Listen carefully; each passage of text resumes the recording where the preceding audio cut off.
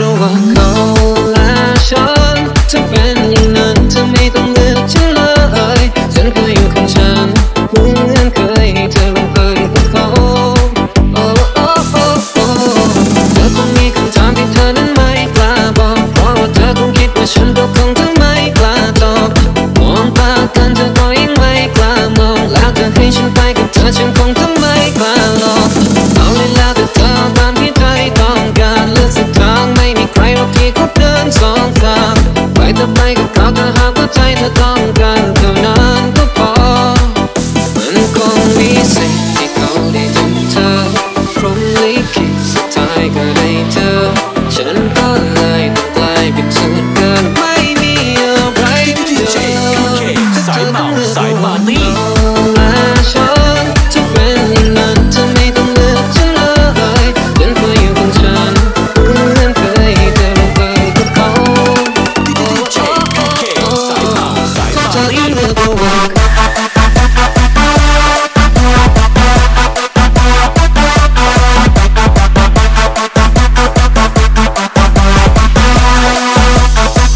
เธอต้องเลือกระหว่างเธอ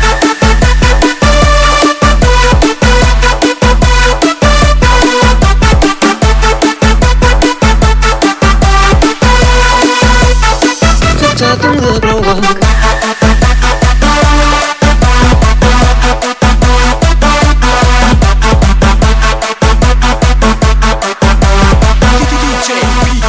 สายเมาสายปาร์ตี้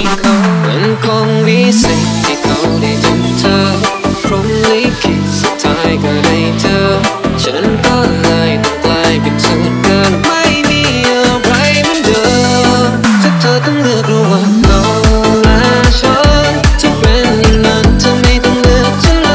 ยฉันก็อยู่ของฉันเหมือนเคยให้เธอลงไปกับเขาโอ้โอ้โอ้โอ้ถ้าเธอต้องเลือกระหว่างเธอต้องเลือกระหว่าง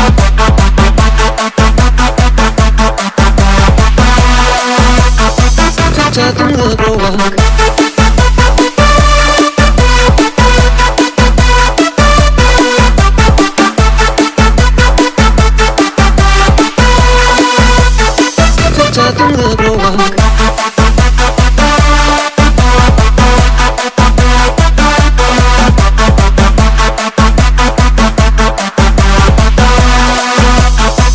เธอต้องเลือกระหว่าง